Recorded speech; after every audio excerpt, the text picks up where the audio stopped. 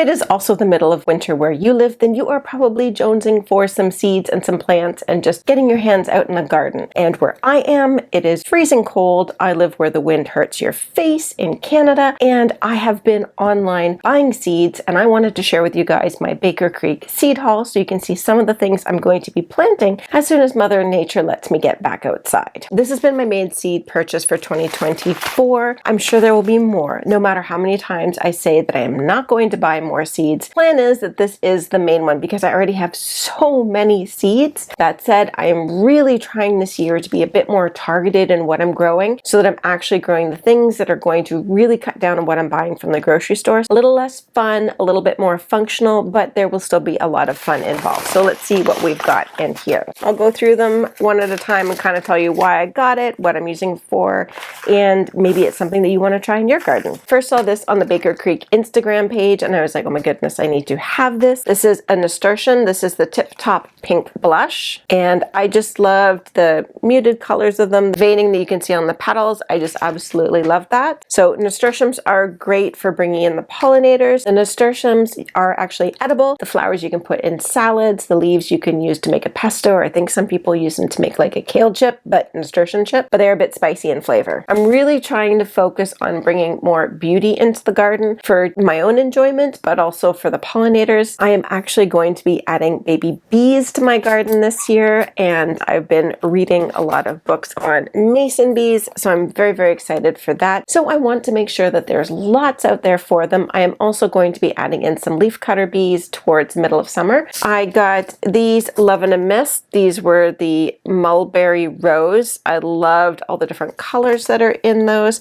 I've never grown Love in a Mist before, but it just, I don't know, there's just something about it that I liked. So I wanted to grab some of that. I have another one in here, I think. And I have some cabbage. This is the Calabos cabbage. I have wanted to grow this one for quite a while. I love the shape, how it goes to a point. I'm kind of hoping it's a little bit more concentrated. I don't know. Probably not, but we'll see how that one grows. We do our family fancy tacos that we enjoy that have a cabbage kind of slaw in them, so I wanted to be able to make that from stuff out of the garden. Then we have this salvia. This is the summer jewel. It's a red salvia. I grew a version of this year in the garden. It was a pink version. It's got such an interesting little flower. I always think it looks like a sea creature. I don't know why, but I just loved it. So as soon as I saw that there was the red version, I wanted to get that. And it was really prolific. I had only one plant and I was kind of disappointed because I was hoping to have more, but it ended up really branching out and having a lot of bees that were going to it.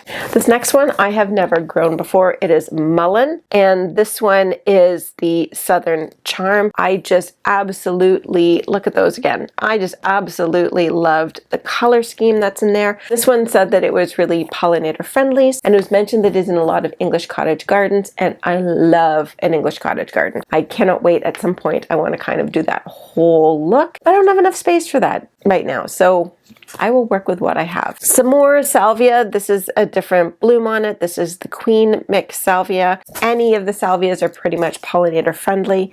And I'm also hoping to bring some hummingbirds back to my yard. We had them one year where we had a whole bunch of them. My bestie and I were sitting out in the garden, and then this little hummingbird kind of came between the two of us, stopped, looked at her, looked at me, and then flew away. And it was such a cool experience. So I want to really do stuff to encourage them back to the yard. Then this was a new one for me last year. My neighbor actually got it, and then I decided that I wanted to have some myself. This is the moss rose, and they are very cool. So another flower for the garden. Then we have the next Love in a Mist. This is the Midnight Nigella. They're really dark colors. I know I just got through saying that I like the muted colors. So while I do have a lot of flowers that are going to be a bit muted, I still have some that are really vibrant to bring in those pollinators and just to have that pop of color in the garden. I saved that one for later because we're going to have a whole conversation about what that one is. Next, I got my free seed. That is one thing I love about the Baker Creek. I have been wanting this datil pepper to try. It does say it's blazing hot, so I am probably going to regret this very soon after trying it, but if anybody has any good recipes for this pepper, please let me know. It is one thing I love about Baker Creek, that they give you, after a certain amount, you get a free seed. If you order enough, which I usually do, then you can get multiple free seeds.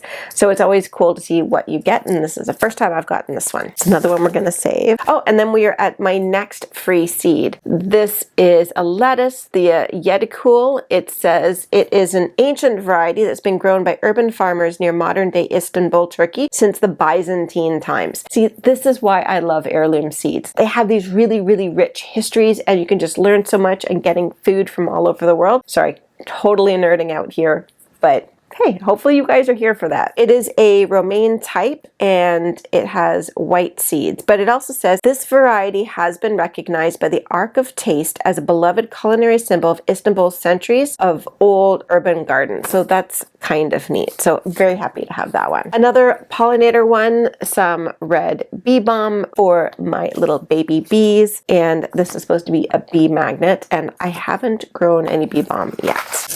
This one I found because I was trying to find the Calibos cabbage, and then there was this, what is this? Filderkraut cabbage. Again, I just really loved the shape of it. It was just really interesting rather than just having the round heads that you can normally get. This one says it's mammoth size, so we'll see how much space it takes up. And it says it is also a fall harvested one. I think it's really important to not just plant your spring garden, but to also plant for your fall garden, so you can be harvesting things out of the garden for the entire duration of the time that you have to grow things. Don't think that just because the stores and the nurseries tend to have things out in the spring or for the May 2-4 here in Canada, that is the only time you can plant. It is not. You can be planting stuff all year long, as long as you know what your first and your last frost date is. That is the most important thing, to know how many frost-free days you have left. And there is a link in the description to my free fall and spring garden planners that you guys can grab to help plan it out, so you can make the most out of the time that you have in the garden this season. Next, shishito peppers. I really want to grow these this year. I have seen so many people posting about blistered shishitos with different aioli dips, and it looks delicious, so I really want to try those this year. And now I have the last 4 packages, and I am pretty excited about these. I have grown these before, and yes, I'm being somewhat vague here because, I don't know, drama or something. But I've planted some of these last year, and I really want to focus on them this year, and that is poppies. I have a couple of different ones that I picked up that I thought were really cool that I wanted to try. I have the Hungarian blue breadseed poppy, and these are the same ones. You can save the seeds and then put them on if you're doing any baking. So I have those, which are gorgeous. Then I have the giant rattle poppy. It's another breadseed poppy. So we're going to be growing some of those, and these are pretty tall. It says they can be 2.5 to 3.5 foot tall plants. I'm going to really have to think about where I put these. They are much bigger than the other poppies that I normally grow, which are much smaller and more dainty. And I am planning on doing a whole video on growing poppies because I just love them so much. I want to share that with you guys. Then we have this one. This is the Florist Pepper Box, and this is another breadseed poppy. Actually, this picture isn't as good as some of the other pictures I've seen of it that really got me into it. I'll pop the one up on the screen from Baker Creek that they had on the site. But this one's just really gorgeous, really deep and vibrant red. So the last one I have is such a strange one, and it reminds me of when my son was little and he loved planting hens and chicks. But this is the hens and chicks poppy, which is pretty neat. So that is everything that I had in my latest Baker Creek order, but that is not everything that I am going to be planting, not even close. I have all of these in here, and this is me paring it down, guys. I planted more than this last year, so this is me being restrained. Here is another one, and we have one more of all the seeds that I'm planning to do. So I got these 3 bulk packages from Renee's Garden. We have the Rainbow Kitchen Garden, we have the Container Herb Garden, and we have the Container Kitchen Garden. And the Container Herb and the Container Kitchen, I am going to be growing these in my green stocks this year. I really want to show you guys that you can make the most of a small space by leveraging the vertical gardening, and I want to see how much I can actually grow. And if you want to see me setting up my green stock, you can check out this video over here.